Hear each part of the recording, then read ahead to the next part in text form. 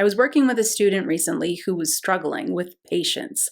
They were having a hard time being patient, waiting for their intuitive channel to open up so they could get more messages. This is super common. If that's you, this episode is for you. Today, I'm going to talk about a tip that came through for her that was absolutely wonderful, and it made it very easy to shift her vibration in such a way to go from impatience to a lot more intuition. And I'm hoping that'll help you as well. And this is just one of many videos on this channel. I'm so glad you're here. If you haven't subscribed yet or hit that notification button, please do both of those, because you and I, we can walk together in this whole process of opening up your intuitive channel and really thriving in life.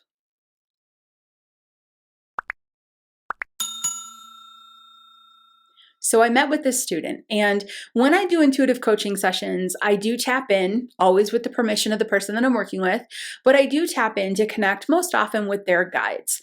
What do their guides have to say about their process, their intuitive development, how they're personally wired? You know, what tools can be more helpful to them?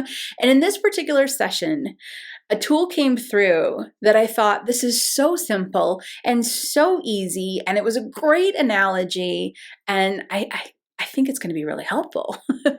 Look, I've got to share this because I think other people will be able to connect with this. So my student was struggling with, like many of us do, like I did in the beginning as well, patience. She was feeling impatient. She wanted to access her intuition. She wanted to be able to sit down, get messages on demand, which absolutely is possible. That's what you do when you live an intuitive life. But there is that growth process where you need to learn about your intuitive channel, how it's wired, how it flows, get used to feeling it, using it, knowing how to sit with it. And this can take a little bit of time sometimes, and it can be frustrating. You can feel a little bit impatient. For me, when I first started out, I know it's very common for people to see like a professional medium or professional psychic out there and think, oh, well, they just have that, you know, I hate the term, but they have that gift, right? No, we all were at that same spot at one point. And the same goes for me. I had a moment, I was 32 years old. I had a moment where my grandmother passed away and then showed up in my living room, absolutely scared me, just frightened me, because at that point I didn't believe in any of this. So I had to go from being a complete skeptic to looking at the possibility that this could be, to then realizing I've gotten enough proof, little bits of proof, but enough proof that I know it is. It has to be real. So now that it's real, well, now I want to use it. Right? I want to be able to tap in. I want to be able to get guidance for myself. So that excitement in using your intuition can cause impatience. Totally natural, completely normal. It took me probably a year to get out of my own way. Now, I didn't have community. I didn't have support. I certainly didn't have training that I now provide other people. And I really do that because I didn't have it. And so it was a bit more of a struggle. My students open up a whole lot faster than I did, but there's still going to be a little window of time there where you're learning about it, trying to figure it out. So the impatience can actually block. And that's a kicker, because it's like you saying, okay, well, you have to be patient in order for it to really open up. Think about that vibration of impatience, taking your intuitive channel and just slamming a door in front of it and going, no, that door is your frustration emotions. That door is that vibration of irritation. It's that door of, come on. Here's another way to say how impatience blocks intuition. Impatience is based in future desire. Intuition happens in the moment.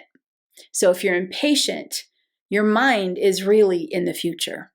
You are wanting something to happen. You're not being in the space of it happening. This is very much like manifesting and affirmations, how we talk about it as if it already has. Because if we're saying, just coming up with an example for manifesting, if we're saying, I want a car, I want a new car, you will always want a new car. I'm going to get a new car. You will always be going to get a new car. You will never have the car. That's the manifesting sort of mentality of being in the moment. So the same is true with intuition. If we're impatient, we're looking at, when is this gonna happen? So your intuition is, I mean, it's just a silly way to say it, but it is what it is. Your intuition is going, well, when you're done waiting for me to arrive, I'll arrive. Oh, you're waiting for me to arrive? Well, then that means I'm not here yet. And I wish somebody would have told this to me day one. I wish somebody would have sat me down and said, every moment that you're sitting in that space of when is it going to happen, it's not going to happen. And it's hard. It's very difficult. But if we can grasp that concept, if we can hold ourselves in a space, even for just a few minutes, of not being impatient, letting it go. I'm going to give you the tool that her guide gave you too. It's really fun. I think it's cute and it works really great. But if we can hold ourselves in that space of not going, when, and instead going, I'm in it. I'm in it right now. It's happening right now. My intuition is happening. It's happening. It's happening right now. Okay. That's where it starts to flow. That's where that door opens back up and goes, oh, so we're doing this right now. And you're like, yeah, I figured out that I needed to be in the thought in mind of, we're doing this now. Yes, I'm sorry. I was impatient. I get it. Cool. And then you're in that space, you're centered, you're in it. It's happening. This is your mentality. Now, to be fair, this is a difficult mentality to hold on to and to stick with permanently in the beginning. Eventually, once you've used your intuition enough, it just does become part of your life, and then you are in it. And so messages come in when they come in, or messages come in when you ask for them. But in the beginning, you're trying to feel what it feels like. You're trying to experience it. You're trying to get more, right?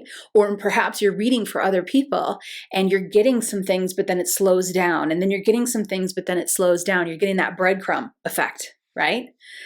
Anytime you can pull back in and go, all right, this is happening, you're in a better space. Now let's get back to that student. She was wanting to open up her channel. So she's still new. She's gotten a couple signs, a couple symbols, couple things happening, and she's excited about it, right? You get a couple experiences that end up being really accurate, or something comes to fruition and you're like, wow, that happened. Then you sit down again, wanting to have more of those experiences. This is where the impatience comes in, because perhaps there's more strengthening you need to do with it, or more inner work that you need to do, things like this. Developing your intuition is a marathon, not a sprint. It is a path. It is an experience. So if first off, you just let yourself acknowledge, you know what? I'm going to hone my intuition for the next 6 months. Not tomorrow. Doesn't have to be perfect tomorrow. Doesn't have to be easy to access tomorrow. 6 months from now. And I'm going to enjoy the process getting to where it's fully opened. This is what her guide came through and was talking about. And the tip that her guide gave that I thought, I'm going to use that for myself too. The guide said, being patient with your intuition is the same kind of mentality and mind space as if you were doing a crossword puzzle. When you sit down to do a crossword puzzle, and in her case, I think it ended up being Sudoku, but if you sit down to do a crossword puzzle and you get the first answer, you're not in a panic of when you're going to finish this thing. You're just doing it. You know you're going to finish it. You know it's going to be complete, and then it's going to be, filled out and thorough, and you'll have done it. You know that you're going to get there. But when we sit down to do something like a crossword puzzle, we don't think in terms of like, when is this going to be done, right? And if you do, there's more inner work to do around patience. I totally get it, and I have deep respect for it. But when we sit down to do something like that, a crossword puzzle, putting an actual puzzle together on your kitchen table, or building a garden, you don't start the process impatient for it to all be done right now. You enjoy the process. And if you can get into that mind frame, I was like, that is such a great analogy. It's such a great tool that it'll put someone right into that mind frame of, I'm enjoying the process. I'm enjoying this. Is if so, number one, you are doing the crossword puzzle. You are doing the puzzle on your kitchen table. You are building your garden. You are opening up your intuition. And instead of going, when is it going to be completely open? Now you can just say, I'm enjoying the process of it open. And I will tell you, years of teaching and years of meeting so many amazing people like you all over the globe. The second somebody clicks into that mind frame, things speed up. Things speed up. The intuitive channel starts to open faster, more information comes through, and it's kind of fun, because when that happens for my students, they always usually turn around and go, well, if I would have just gotten out of my own way. And I say, you know what? I feel the exact same way about my path in the beginning. If I would have just got out of my way early, I would have gotten there a lot faster. So that's your tool. Create the tool in the way that works for you. That's how tools become powerful. So what is it that you do that takes a little while to do and you enjoy the process of doing the whole thing? And at the end, you have a result. That thing that you like to do in life does bring the result. You know the result's coming. You don't have to focus on the end result. You focus on the joy of getting there. Bring that into your intuitive space. Bring that into your intuitive practice. Enjoy the process of getting there. It will come. When you focus on opening up your intuitive channel, it absolutely will happen, but enjoy the ride, because then it'll happen faster. And that is one of my most recent tools that came through that I thought, that's a great analogy. So use it. Use it. Enjoy the ride. If you're starting out, you're like, I'm ready to enjoy the ride. If you're starting out, here's the question that I want you to start asking. This is a fantastic video to watch next.